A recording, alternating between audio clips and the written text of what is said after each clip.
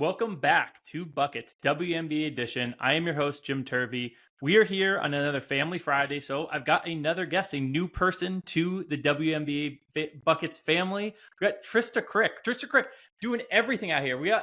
I had like 3 or 4 things written down, I feel like, and you were like, no, there's even more. There's even more. So she's got the Heat Check podcast. She's the co-founder of the Daily W, which also has like subsidiary podcasts and stuff. I want to hear about that a little bit. But then she also does weekends on 670 The Score. Just an all-around great hang, great Twitter personality, great W fan of women's sports in general. Trysta, you can find her at Trysta_Krick. I'm sure she'll plug other stuff here and there because she's doing a trillion things. Trysta, thanks so much for coming on the podcast. It's great to have you on. It's been too long, Jim. I miss you. It has been. You were very kind to have me on your show. So I thought it would be appropriate to have you on. I love your takes, and we'll definitely get to them. It's a good slate. So talk to me a little bit about your background with women's sports and betting and any of these ventures you're going on right now. Feel free to plug away. Yeah, started as an athlete, played basketball my whole life. So that's where the love of women's hoops came from, women's sports came from. I was in sports media, traditional media, until 2019 when I went to what I am now calling Voldestool, the Voldemort of the stool. And so the benefit of being there in 2019 was they were bought by Penn National Gaming. And I really didn't know a ton about betting outside of my own teams that I liked. And we got a pandemic, and we got the wobble, and we got women's sports on in the middle of the day. And so I started writing about women's WNBA betting then. And so that was kind of my first foray into learning how to bet. Was I created like a little grid, little Excel spreadsheet, and I would either bet for real, but I would place bets on every single game. I would essentially cap them all and see how I did. And I would write about the games I felt the most strongly about. Love it. And at that point, games were only coming on like Fridays and Saturdays. Yeah. Like midweek games were like out of the question, you know? So, and back then it was like, the comment section, no one cares about this at all. No, we don't want this. No. But I found at that point that women's betting was the best way for me to get into it because the lines didn't move that fast. There wasn't a lot of research put into the WNBA. Mm-hmm. So it was an incredible way for me to be able to sort of learn the business and learn how to bet back at a time where that was all we were really able to do. So, and then I parlayed that and some NBA betting, NFL betting into a full-time 4-hour a night show, which is sort of crazy, a live betting show on Odyssey, which is a nationally syndicated radio station, and started capping and analyzing all kinds of sports. MLB was the hardest one for me. That took a lot of effort. If ChatGPT existed then, I would have had some help with pitcher rankings and all kinds of player props. But yeah, that was kind of how I started, and I did that for 3 years and really got burnt out. Really felt like women's sports were underserved. And so me and some partners created a women's sports media network called the Daily W, where we've got it's social first. We're growing really fast. We're covering everything. We really want to become an umbrella place for you to find one home for where women's sports coverage is. Because right now you got to go to tabs in athletic and then down to PWHL thank God we got WNBA on the homepage now. But at one point we didn't. Oh. And when it's off season, you got to go down to other sports and women's college basketball. And they're like, oh, actually, I'm on men's still. So half the time, even not in the off season, you have to click the more sports. It's the most aggravating shit of all time. When I know there's more eyeballs on the women's college basketball half the time than the men's college basketball. So exactly. Annoying. It's like, why do I don't care about the NHL right now. No. Tell me about what's happening with UConn women's basketball. And furthermore, it was even harder to find women's college basketball betting insights. It's hard to find cover rates. So that was another thing that we want at some point to add, is just to become almost like a props.cash for the sports in women's that are underserved, whether that's the LPGA, whether that's women's college basketball, whether that's women's college volleyball. All of these things I think are ripe for bettors to sink their teeth into if we could get some data. Yeah, no, yeah, you're preaching to the choir. You're preaching to someone who has a very similar mission. Obviously, with some of the bets you win stuff, was trying to do some of the content side, but it's a whole nother world. You have to have a team of people because it truly is. I mean, you mentioned PWHL, LPGA, college volleyball, pro volleyball is now big. They just started a softball league. There's AWSL. Yeah, exactly. There's limitless stuff. So really cool to hear that. Definitely go check out, like we said, Daily W all over social and got podcasts. The podcast is called. The podcast is called Let Her Shoot. If you saw the quote about Haley Van Lith and whether she would be in the league if she had 10,000 followers, that got aggregated heavy, and that was us. That was us with Angel McCautry. That was one of our first podcast episodes, and that has helped a lot. We went to the All-Star weekend last weekend in Indy. A bunch of people came up to us and were like, hey, I was with so-and-so athlete when that broke, and they were like, are they wrong, though? So it's been a phenomenal time, so I'm excited to keep expanding. I love it.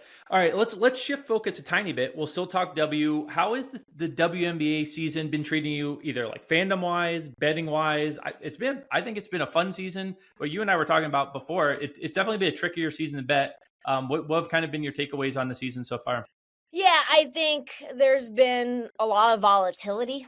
Yes. I think there's been fun teams that have been early bets that have been sort of automatic, like, for example, the Valkyries early, for example, the Atlanta Dream early.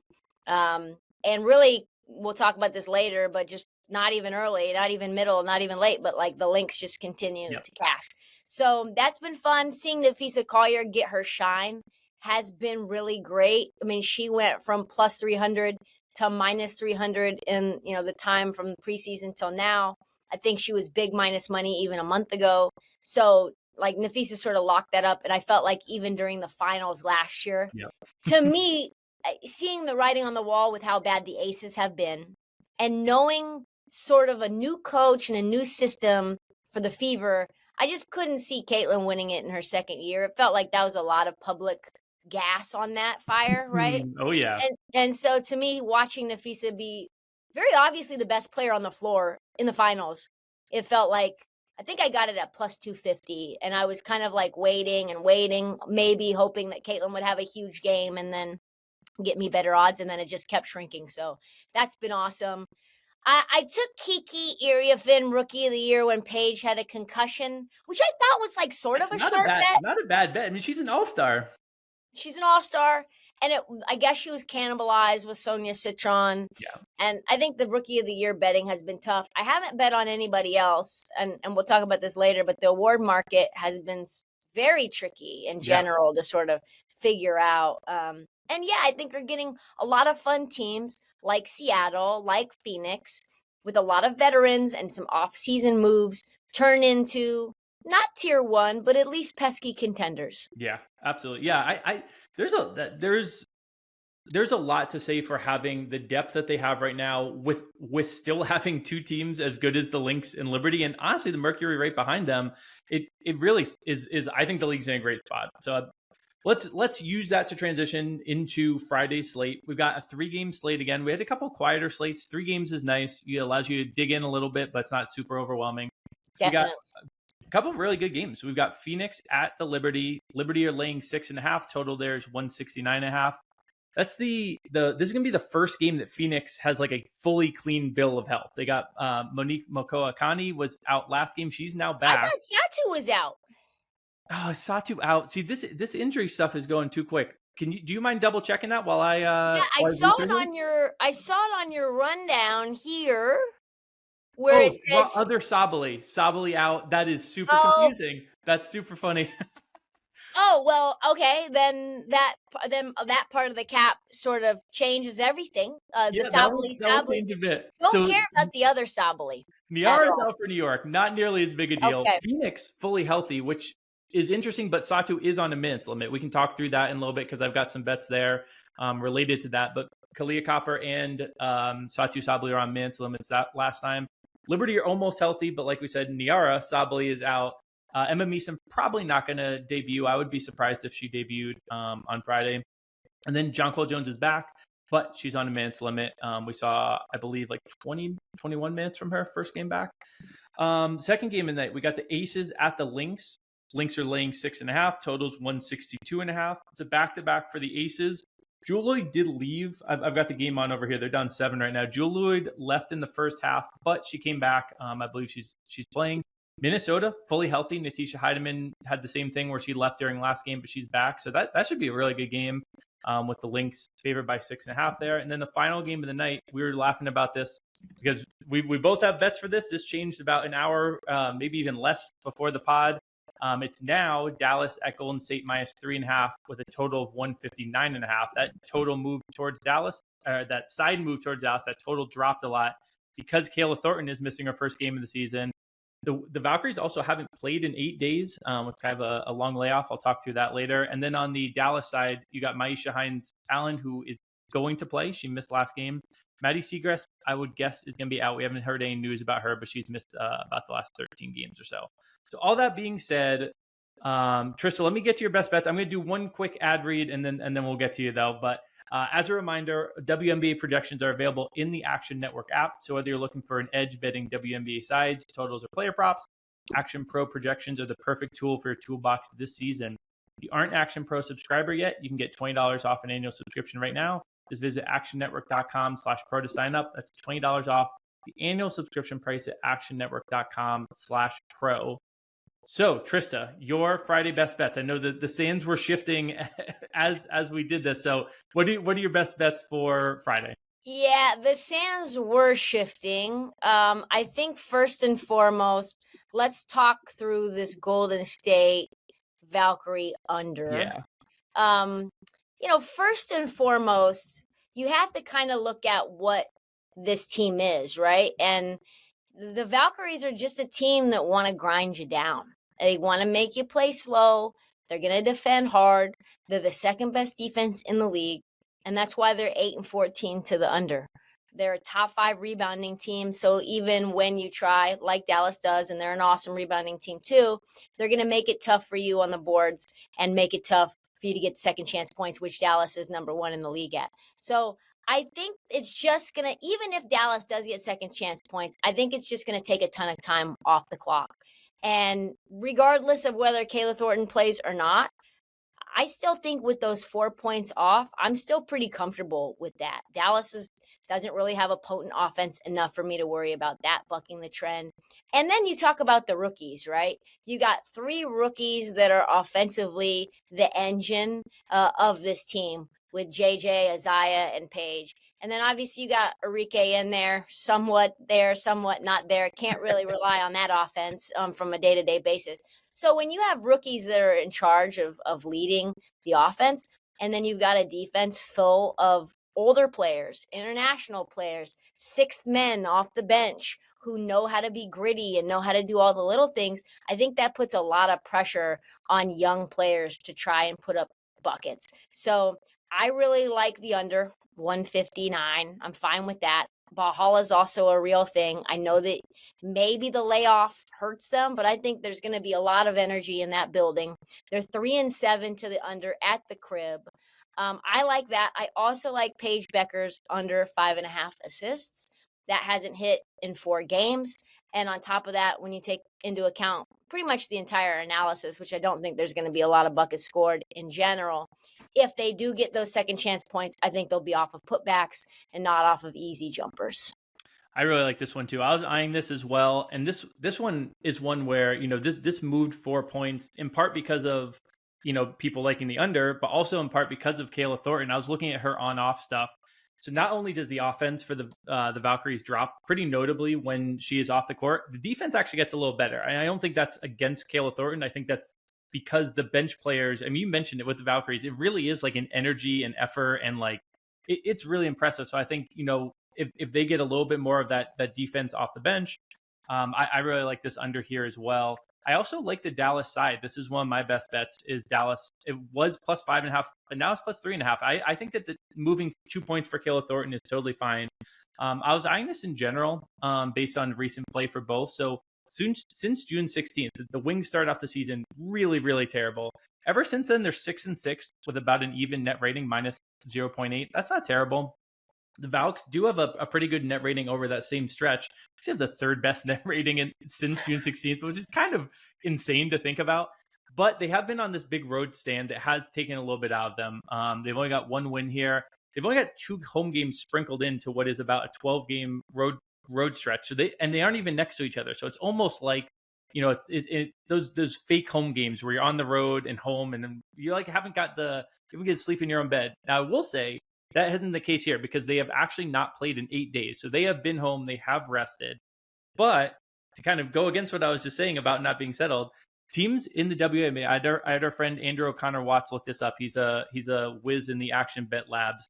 Teams with 6+ days rest are 151, 170, and 3 against the spread. If you make that 7 days, 73 and 86 and 2, 8 days, which this is 8 days, 34, 50 and 2. So you see, it is very much a thing to fade these teams off of really long mid-season rest. And it is funky if you think about it. You're in a rhythm during a regular season. WNBA season doesn't have quite as loaded of a schedule with as many back-to-backs as the men's side, but you still usually have 2, if not 3 games a week. Now have over a week off. Now, Natalie Nakase is an incredible coach. I think she will get them ready. I don't think they're going to be terrible. But I do think there's a little bit of rust in just getting back into the swing of things, especially in what is the middle of a very long road trip. See, part of why I like the under for you is that Natalie has done such a good job of kind of scheming things up. I do think that the under is the side here, but I think that these teams are being priced as, basically even. You mentioned Valhalla. Valhalla is an electric spot and very much a very legitimate home court advantage. But without Kayla Thornton, I think these two teams are even, maybe even skewing a little bit towards Dallas of late. They're starting to get healthier. We're starting to really see what can be done with this team. So I'm going to be on the Dallas side here. Let's see. Do I have any props from that game? I have one other prop from that game that I'll do, unless you had any thoughts on the side. Yeah, I was just going to say, I think the thing that people aren't taking into account with Dallas is just how impactful Lee Yarou has been for them. Yeah. There's a reason that they're leading the league in second chance points and they're a top 5 rebounding team now. Yeah, no shade to Maisha Hines-Allen, but they really weren't getting it done when it was just her and their, leaving the court before the game was over. So since that trade, Dallas has been much better in terms of against the spread, much better in terms of just win-loss. And Dallas is like a pesky team that's going to make life difficult now that they've started to figure out a rhythm and these rookies have started to come along. Yeah, that's a great point, because it's not just necessarily an arbitrary endpoint that we're using here to get to that. It's a big addition. They also, listen, Tierra McCowan, I don't want to shade her directly, but she just wasn't a fit for this team. They were able to put in Lee Yarou, who has filled a lot of the things I think they hoped for from Tierra McCowan. So they kind of had this vision of the team, slotted one player who fits better in for another player who didn't fit as well, and that's partially driven their success. So that's a great point. My only prop in this game, I've got Tiffany Hayes under 3.5 rebounds. So talked about how when I wrote this, the Valks were finally, full rotation.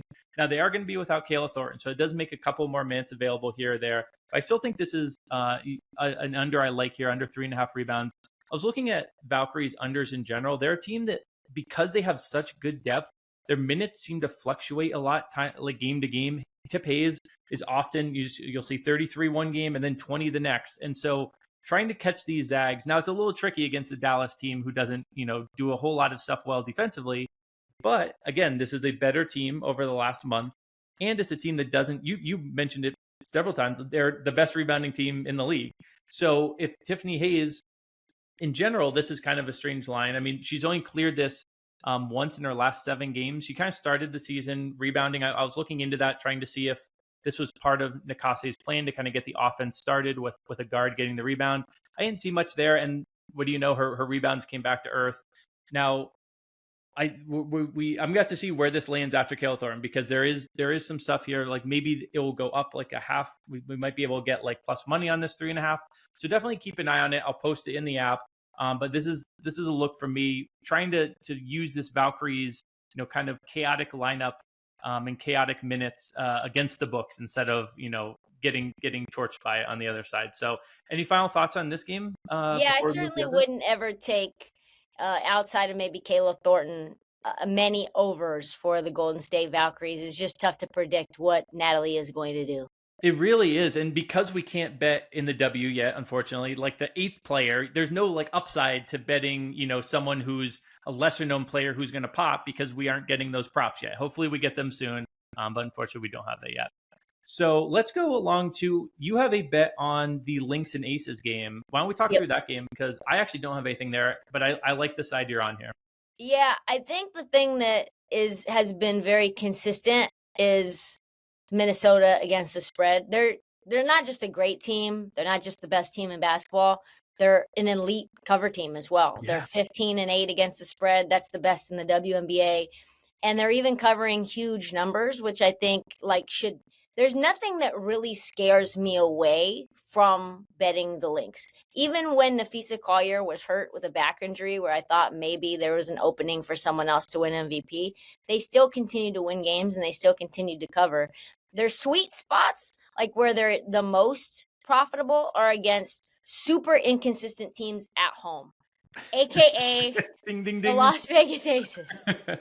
And they are 4-1 in their last 5 at home, including 2 double-digit covers there. So they've already punked Vegas once this year. They did that without Nafisa Collier for most of the second half, and that was in a Commissioner's Cup game. And you just look at Minnesota and why they're so good. They're nasty defensively. Best team in the league defensively. I think it's like a 93 defensive rating. They held the Aces to 62 points the last time that they played, the second lowest total in the whole season. The Vegas had 21 turnovers. They looked completely out of rhythm in that second half. And the Lynx, they smelled blood. And you look at what kind of makes the Lynx go offensively, it's really Nafisa Collier being the most consistent star that you can possibly dream of.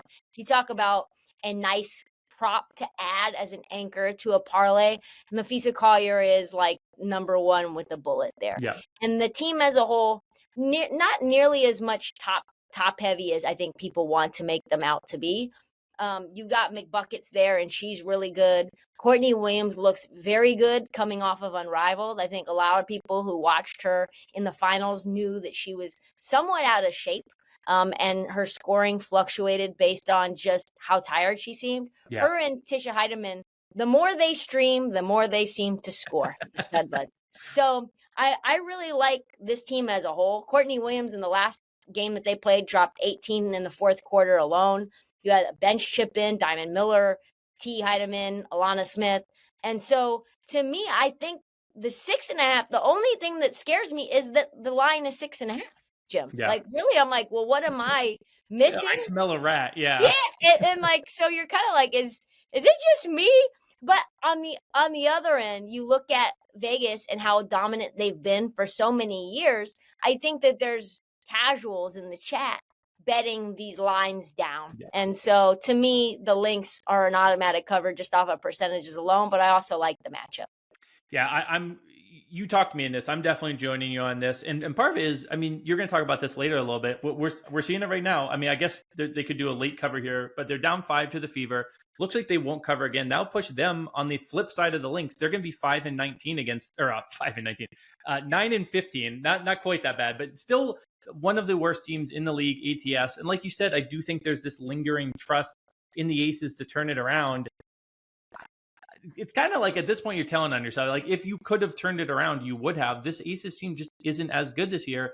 The market's super slow to adjust. They also don't believe in the Lynx. They didn't believe in the Lynx last year either, I'll say. And the Lynx just kind of keep doing it. I talked preseason, loved the Lynx in part because I thought all the regression that people thought was coming, a lot of that was Fee and Cheryl Reeve. Like if you have the best coach in the league, arguably, and the best player in the league, you're going to be able to do some stuff that like the analytics, like their shooting regression and the defensive shooting regression. I wasn't buying that those were going to be necessarily guaranteed to happen, and it hasn't, and they've been outstanding. So I think I'm with you on being like, this line should be higher, and like that usually can make me a little nervous. But I think it makes perfect sense here with a market that doesn't quite trust the Lynx enough and over trust the aces. So I'm gonna join you on this one for sure. Let's slide to the final game of the night, which honestly might be the best game of the night. It's not the tightest spread, but it is probably the two best teams outside of obviously Minnesota playing.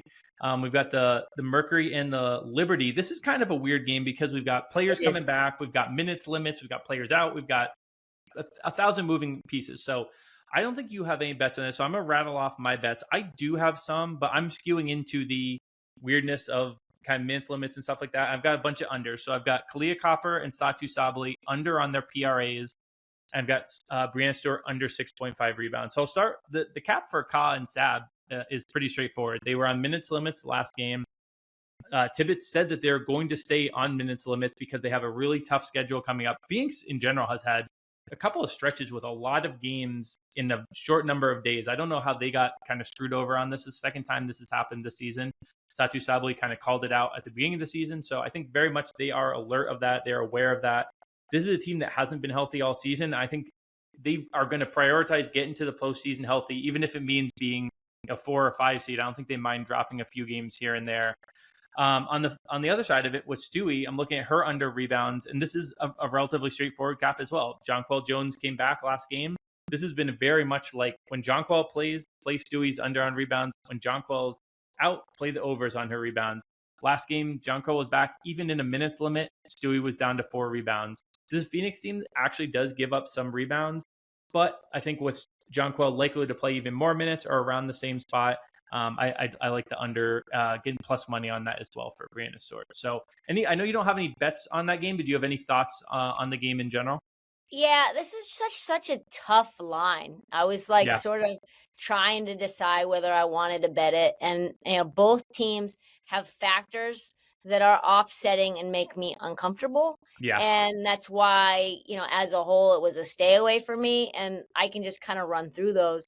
Like the Liberty are awesome with Jonquel on the lineup, especially at home against the spread. They're 5-2, right? Excluding the game that she left early against Phoenix. And one of those non-covers was when Jonquel was already playing hurt. So in general, this team is a monster at the crib with Jonquel. But then you look at Phoenix and what they've done against the Liberty and some of the things that make them a tough matchup, and those things aren't going away. So they've beaten the Liberty twice outright, covered obviously both times because they were dogs. And I think there's just a tactical mismatch that Phoenix has the ability to exploit. And that's really like Alyssa Thomas, who's controlling the tempo as this big physical playmaking forward. And then you got Satu there, who's like lighting up the perimeter from deep. I think in game 2, she had 7 threes in that game, and they blew the Liberty out with Jonquel in the game. Then they've got all these veteran shooters that are there to just sort of fill in the gaps, like Sammy Whitcomb and Copper and Loxa, and they sort of balance things out. They keep the Liberty from double teaming in the post. They have a rebounding edge. They've got a pace edge. Game 2 had 18 makes from 3 in general, so they've got shooting. They've got a lot of depth. So you look at both of these factors and you just say, well, I really can't call it. Jonquel's coming back. I don't know whether game 1 was based on Jonquel leaving. I don't know if the game 2 win had to do with, 18 threes that is very high variance, or whether this is something that's really a mismatch problem for New York. So given those two things that seem to offset, it's a total stay away from me. I think your looks in terms of the rebounding number under for Stewie is something that I could consider, but I'm just going to sit back and have the popcorn, and maybe game 3, this third game, can tell me a lot more about what's real and what's not real. I absolutely love that breakdown. And 100%, you do not have to bet on a game. You very much can data collect. You don't even have to data collect. You can just eat the popcorn too. But you're 100% right, because this is looking like it could be a semifinals matchup. I think that's a really smart approach of looking like, hey, we've had 2 kind of funky games that have told different stories. What am I going to see in this third game from a potential future playoff matchup that could be pretty marquee? And I'll want to bet on that one if we get to the postseason. So 100% we'll lock in and watch this one here. And if it's real, if game 3 is real, and say, for example, you see Phoenix win again, then I think Phoenix is worth a futures bet. just as Yeah. a hedge. Like I already have some money on Minnesota at just under 2-1 to win the whole thing. I think there's a lot of people who believe that this Emma Miesemann pickup makes them even more potent. And to a degree, I think she does.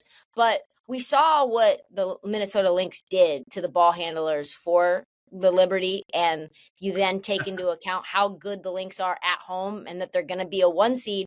And you Yep. say, okay, well, I don't really know how the Lynx would match up with the Mercury in a finals matchup. But maybe if you say this is a scary matchup for the Liberty and it could be a semifinals playoff matchup that we could see, then maybe you want to jump on a little Mercury and say I'd hedge my bets. Well, Dano's been all about these exactas. And I think you're really right that when I look at these three teams, I kind of see a rock, paper, scissors where I kind of feel like Phoenix actually matches up pretty well with Minnesota. So it's almost like if you could almost like bet Phoenix over Minnesota exact, because I do think that's like a pretty reasonable, especially if you look at the seeding. Now, Minnesota and New York have to play a bunch still down the stretch, but I think that's a pretty reasonable bet. And you really kind of give yourself some outs with, I don't know about you personally, but I'm pretty much down to three teams I think have a very legit chance to win it. So you can really have a little fun with those exact outcomes. Definitely. All right, let's go to a same game parlay script. And honestly, we can tweak some stuff here, but I was doing it while you were chatting because we have bets from a game that just add up to a perfect same game parlay in a range that we like. So if we just do Dallas plus 3.5, under 159.5, Tip Hayes under 3.5 rebounds, and Paige Becker's under 5.5 assists, that's plus 850. I mean, I don't hate it. I think we just lock and load that. Is there anything you want to tweak or anything you want to add or anything? No, I like that. I like that. I And if love you it. want to be a little bit more conservative, maybe you want to add like instead of the 159.5, just go back to the 163 and 100%. then maybe get just a more conservative, lower odds Yeah, you bet. could buy the numbers that we wrote in the sheet when we first did this and do Dallas plus 5.5 and under 164. Correct. And keep All keep the prop numbers the same. Exactly.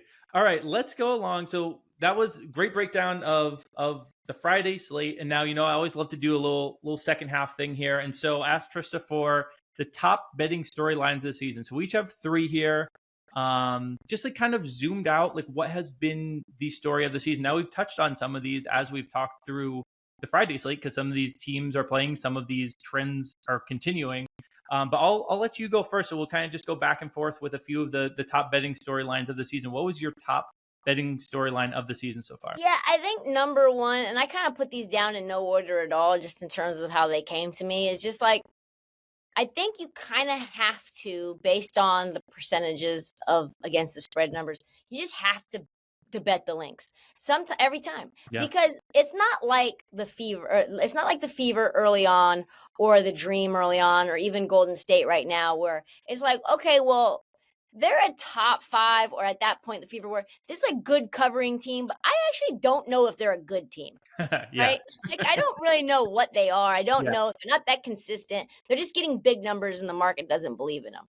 To me, it's like the Lynx are the best team in basketball right now, but they're also the bet in basketball, Yeah. no matter who is on the floor. And to me, that's like kind of never happens, right? It's like Wild. It's like if the Kansas City Chiefs always covered, right? Back And they in do their the exact heyday. opposite. They never cover. They never cover. It's like for example, the New York Liberty are the second best team in basketball. Those bitches never cover, right? Like never. And I don't mean that like in the most endearing way. I love the Liberty, but Jesus, man. So the Lynx cover pretty much all the time. 15-8 against the spread, 9-4 against the spread at home, 7-3 against the spread in their last 10. They're dominant at home in general. Like I said, they're elite defensively. They're top 2 offensively. They're not as reliant on Nafisa as everybody says. They've got depth. They've got scoring. Courtney seems to be in shape, like I said. And then Cheryl Reeves is just one of the best coaches in the league. So I love Kayla McBride. I think she's pretty slept on and was really good in the finals and like just a dog defensively and can get you buckets offensively, a player that can get you 20, 25 points on any given night. So I think to me, like when you have as dominant of a team as the Lynx are and as good as they are against the spread, you kind of every single time have to blindly bet them. Yeah, and that was kind of what you were saying when you were talking through the bet earlier, and I was like, yeah, you're right. What? Like, I'm overthinking this, like doing all this research. It's like, no, just bet the Lynx, and you would be very profitable this season. My top storyline was another team that if you've been betting them, you'd be very profitable. I went the Valks. I think 13-9 ATS. They've slowed down a little bit. They started the season 10-6, so they're 3-3 in the last. They're 8-3 at home. You mentioned Valhalla. Again, this is me now fading what I said to do. I'm again needing to get talked into the Lynx are obvious, and now fading the Valks. So I should have read this section first. But defense and hustle really has been the story. I think coaching as well there. And they're an under team as well. That goes along with this kind of defense and hustle and coaching. You mentioned it in your cap, 14-8 to the under overall, but they're also sprinkled all over the awards market. Natalie is the leader for Coach of the Year. Kayla Thornton and Veronica Burton are right up there for most improved player. They're borderline playoff team. If you bet their odds to make the playoffs before the season, you would gotten a really, really nice number.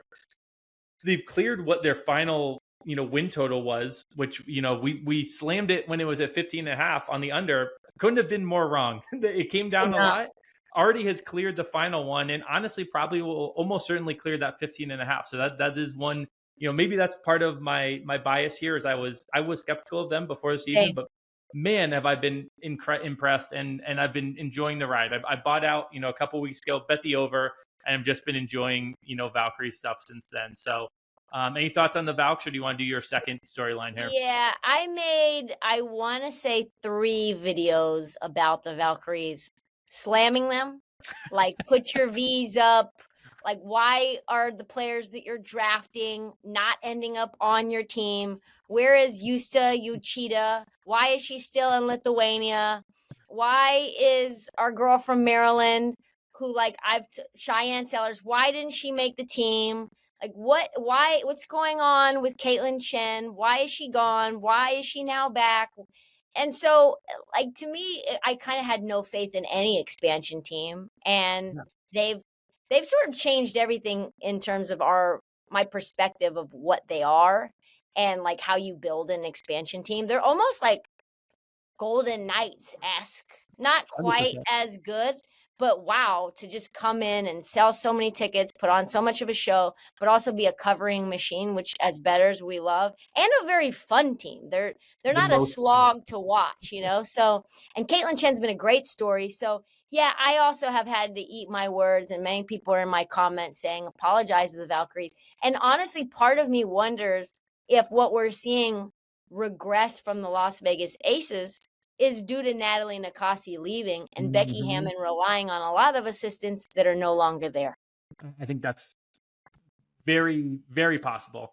In fact, I would say probable. And I think you make a great point on kind of changing your mind on how you see expansion teams. And I think we've got expansion teams galore coming, basically one a year for the next, 4 or 5 years.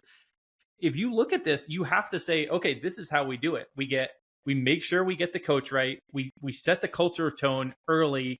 We invest in the team. We invest in the community to get those crowds there. I'm going to be a lot less skeptical of Toronto when they come in the league, because I think Toronto's a city that's going to go ape shit for their team. I think they could pretty easily, kind of do a similar thing where they just pick off a bunch of really hardworking, hustling vets, get a really good assistant coach, and suddenly they're like a borderline playoff team that, if they get a star, is going to be a legit contender. So it's going to be so fun to watch this league fill up, with the Valks kind of being the first of these expansion teams and really showing how to do it well. I think that's an awesome take on that.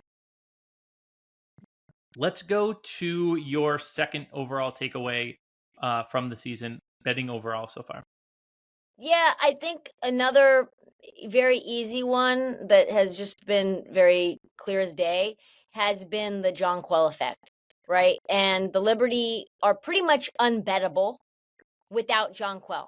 Yeah. They went 9 straight games after she got injured without covering. They had one push, but I don't count that as, that's not a win, right? It doesn't get money in your pocket. Yeah, and they're still getting these big numbers. And not only were they not covering, they weren't winning games either. They looked pedestrian without her. And then when you add her to the lineup, they're pretty much unbeatable. So this team, hard to really figure out. They're one Jonquel ankle or clavicle or knee away from being like the Fever or the Aces, right? A team filled with stars or players that their names that like they could lose on any given night to Yeah. anyone. So I feel like the Liberty are sort of like Dr. Jekyll and Mr. Hyde, and that factor that changes everything about them is Jonquel, which sort of makes me feel like Jonquel is very underappreciated. Oh, she so much is. That's why it's so good that she has gotten, she got finals MVP last year, but it is amazing that she still doesn't, like, she got that award, but she still doesn't get the acknowledgement. And like, even in the betting market, I don't think lines move enough. Clearly, if they didn't cover, any of the games without her there. But I have to say, if Jonquel goes down with a clavicle injury in the playoffs now, we're gonna definitely have to clip that, but not for good reasons. It's like the most obscure niche injury you could have predicted. So if that happens, we're pulling that clip, but to blow up your spot. I will talk about my second big takeaway here, and it's lineup chaos. So I kind of talked about this with the Valkyries specifically, but I really have noticed this because I'm, doing some of this work for Parlay Science, where I'm trying to pick out like certain legs that, like, okay, this has hit a bunch. These just don't really exist. You mentioned Fee. Yeah, Fee is reliable. Sabrina's assists are a really good one that have like kind of they don't go that high, but they have a really high floor. That's like it. There's a lot of blowouts, but I really think it's a lot of new coaches. So maybe this could just be named new coaches, because I think we had 9 new coaches coming in the season, and I think they're playing around with lineups. They're not tethered to a player. If you're not playing well, you're not going to play well. You're not going to play today. You're not going to see the court. So we've been seeing these big fluctuations, and it has made it tricky to bet overs on props, to be honest, because again, like we said in the Valkyrie section that we talked about earlier, you're not getting the 7th, 8th player that might get the minutes if someone loses minutes. You're not getting the chance to bet on them. All you're getting is these top players. And if they, are inconsistent, or if they lose some minutes game to game, it makes it tricky. So just be aware as you're doing this, especially the people who do the parlay stuff. Really be alert and look at, the game logs and see, is this a player who's getting consistent minutes? That's the biggest thing. But consistent shots, consistent rebounds. To my eye, if you see them, start sending them my way, because it has been a lot of lineup chaos, a lot of inconsistencies. I don't even think in a negative way. I just think that like some players are really stepping up on certain nights, and their teammates are fine with that. So it has definitely caught my eye throughout this season in, a market that has gotten sharper. That, not to spoil it, that's going to be my final one. That also we have some of this lineup inconsistency, and I think it has made betting the W tricky, but a fun little puzzle to try and solve. And to your point, I think if I'm the WNBA and I want to grow this league, I am working with sports books to make those lines, because Gotta have it. there's nothing that gets you more invested in a role player and what they're about than betting on them and them cashing. So if I could get some Sammy Whitcomb props, just like the 7th, 8th man, and we can consistently bet on them like we can on the NBA, that's how you get to know players. That's how you fall in love with players. That's 100%. how you become a much more invested fan. And to your point, on top of lineup chaos, I think you're also seeing player prop markets be so volatile because of the schedule. And I don't know if you saw my my Instagram post that I put out about how many elite shooters were going through a slump. And Kelsey Plum responded to it, it's because we're tired. Yeah. I mean, you're seeing sometimes you play 5 games in 8 or 9 days, and sometimes you have, 2 games in 8 days. And so that volatility changes a lot with what you see from 3-pointers, just tired legs, like shots off the rim, easy transition buckets, and everything sort of changes based around that. So chaos in general has kind of been a factor in player props. That's a really, really sharp point. And talking about like looking at players who are in rest spots, but not, then the 8 days is maybe a little too much. The schedule inconsistencies are definitely there. But keeping an eye on that can impact, rebounds too. If you got tired legs, even if there's more shots being missed, you might not have the legs to get it. It might just bounce out of bounds. And that's, that's not a rebound for anyone. That could be less rebounds in the game. So really good point. Something to watch over. Take me to your third and final takeaway here, your biggest storyline for the W betting season. Yeah, I mean, something's wrong with Las Vegas, right? I think we all see that. And we keep hoping-ish. Yeah. Oh, well, maybe Jewel Lloyd just needs time to gel. Yeah. Maybe Chelsea Gray's not washed. Maybe she's just coming back from injury. Like Asia Wilson can't be the only part of this offense, can she? They lost players that were elite role players have gone to other teams, and we've seen that now be a big factor. Now, again, we talked about Natalie Nakasi leaving for Golden State, and Becky Hammon.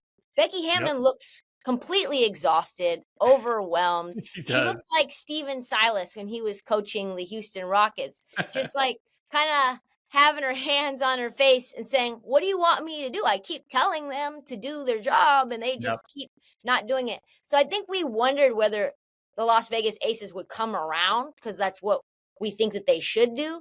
But they can't cover to save their life. They're the worst cover team in the WNBA, and they're still getting public love. They just should not be getting any public love. No. And then when you take Asia Wilson off the floor, boy, it is rough. They are easily the worst offense in the league, worse than the Connecticut Sun, which plays at the Mohegan Center. And so, this is just a team I think you kind of have to fade and like almost go against your instincts to like, I don't want to go against them, right? Yeah. Even today against the Fever, they were up against the Fever. I'm like, damn. Like, I gave out the Fever, and the Aces are finally turning. No, they didn't turn it on. They collapsed in the fourth quarter like they continue to do. Yeah, they lost by 10. And to your point, Asia had 20, Jackie had 19. The rest of the team had 31. They don't get buckets consistently. Chelsea Gray looked so good and unrivaled, and I was like, Chelsea Gray's back. It's a friendly reminder that if you're her age, and this is not shade, Chelsea is legitimately like a top 3 favorite player in WNBA history for me. I love her, but she's an older player. It's a lot easier to play 3-on-3 on a small court than it is 5-on-5 on a bigger court. This is factual. Jewel Lloyd really has not clicked. Alyssa Smith, they picked up. I didn't love that. She hasn't really like taken off by any stretch of the imagination. So yeah, I mean, fading the Aces is, I'm joining you on the Lynx tomorrow, and to the point we were saying earlier, maybe don't be scared. The market might not have adjusted enough, and until they do, we can make money fading the Aces. So I love that one. My final one, and I'll just quickly, I'll do the final one that I had one honorable mention, but I'll say we've talked about this a bunch, and the crew over there at Bet She Wins just did a good podcast on this as well, just talking about how this is a whole new WNBA market. There are so many more eyeballs. Like I said, the Kayla Thornton news came out. Stuff had moved 5 points within like a half hour. It used to be, Trysta, when we started, I could sit on a play for like a day and then like do it with content and then like plan it out. And like, again, this is not to be woe is me. This is adapt or die. This is fun. This is when you really get to like be like, all right, am I good at figuring out this puzzle? Like, can I solve it? And it means there's more eyeballs on the league. So this is not a negative, I don't think, but it is a much different market. So if you're out there as well and you've been betting the W for years and kind of like, oh, this is like easy, this is blah blah blah, and if you're feeling bad, don't feel bad. It is definitely harder, but I think it's fun, and I think it's a puzzle overall, and one that I think that's what bettors like to do. They like to solve puzzles, right? And if you're really locked in on the league and you move quick, you can get it. Or if you can zoom out and kind of figure out the pieces of the puzzle that are missing in the market, I definitely think there are things missing in the market still. You can still make money. So it is definitely a different thing than we've seen in years past, but I think for good mostly. Yeah, I agree with that. I think it means that people care about the league. People care about casual bettors, because there was always sharps that were betting on the WNBA. That was one of the most popular, if not the most popular American sport for degenerates and sharps in general to bet on, just because of the lack of information and the lack of resources poured into the WNBA by the books. And now that casual bettors are interested in the league and interested in betting on the league, I think you've seen books really catch up and say, okay, well, there's a larger handle on this. We cannot lose our shorts. We need to adjust fast and have more eyeballs on these pieces of injury news. I remember Brittany Griner. This is the example I use all the time. Griner left the bubble, and no one to this day has explained why. She left like a thief in the night, and nothing was reported about it except for that she left. And I still would like to know. And there was no line movement, and I just was sitting there like, am I insane? Because she's a pretty big part of the Mercury. She's kind of important, kind of the face of the franchise. Yeah, it's totally different, but it's more eyeballs, and that is only a good thing. I mean, I think we could, you and I could probably talk for hours about, the outside of betting, what like the more eyeballs and inviting more people and how exhausting that can be, but it's a good thing. But then this is kind of annoying. That's a whole nother conversation, but it's a different league right now. And it's overall good if you can zoom out and, ignore, or not even ignore, but address some of the things that get worse when you get more eyeballs, but and that's betting or non-betting. But overall, it's a good thing for the growth of the league. I will just say my honorable mention. I think that you touched on this briefly earlier. Some of the awards are very up for grabs. We have MVP and Rookie of the Year that are pretty much decided. Although even that, Alyssa Thomas is really kind of making a case for herself over there in MVP. But I think those two are pretty settled. But we don't even have like minus money favorites on DPOI, Coach of the Year, Sixth Player of the Year, or Most Improved. Usually by this time of the season, at least someone is a minus something. It doesn't have to be a big like minus 10,000, but it's like a minus 150 or something. These are all markets that are pretty open right now, and I think really fun and definitely actionable.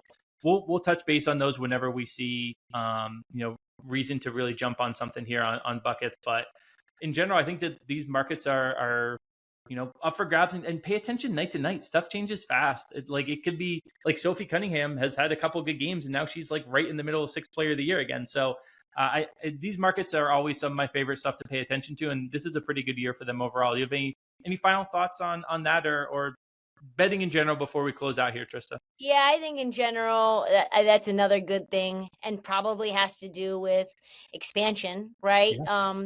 You've got the Coach of the Year and the Most Improved cannibalizing one another because two of those players are on the same team, and three of those people are all Valkyries. So that's something that I could see happening again, because a lot of that type of stuff has to do with surprise, and nothing is more surprising than an expansion team performing much better than expectations, and players who literally were getting 8 minutes a game now getting 30 minutes. Yep. And us not knowing, were they that good before and just weren't getting the touches and the minutes, or have they actually improved? And it doesn't really matter. Like if you're getting 8 and now 30, and now you're putting up 22 points per game and 2 blocks per game, then yeah, you're right in the mix for that.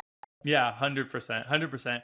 All right, let's wrap it there. Trysta, thank you so much for coming on the show. It was a blast chatting through the slate and kind of some bigger picture stuff, and hope to have you on again at some point. But give one final plug on all the stuff where people can follow you, because it's really good stuff you guys are doing. So I want to make sure people are checking that out. Yeah, find us at the Daily W on Instagram and YouTube. Also follow Let Her Shoot on Spotify. And we're actually wherever you get your podcast. And then if you're an NBA fan or NBA junkie, I also have another podcast called Heat Check. You can get that wherever you find your podcasts. And then my personal Instagram is Trysta, Trysta_Krick. There's lots of good content in there, not just comedy, but a lot of information as well. Absolutely love it. Thanks so much for coming on. And if any folks would like to tail any of the bets we've talked about today, look for the quick slip link in the episode description. That same game parlay at plus 850 can be pretty juicy. We'll also post that to the Parlay Express account, so go check that out in the Action Network app. If you don't have the app, make sure to download it. You want to hop back in real quick? One quick question. I forgot I'm also doing NBC. I'm on NBC Sports as well, so find me also there. Truly everywhere. It would be amazing if you somehow haven't seen Trysta on your phone or TV or laptop in the last 24 hours. They'd be mad at me if I didn't plug that one. So that is perfect. Thank you for making sure we get that one in. You don't want to get the big wigs upset. So if you're watching on YouTube, make sure you like and subscribe. If you're listening on audio, make sure you rate and review. My thanks to David Payne on audio, Gifford Gould and the YouTube team. And for Trysta and myself, let's get buckets.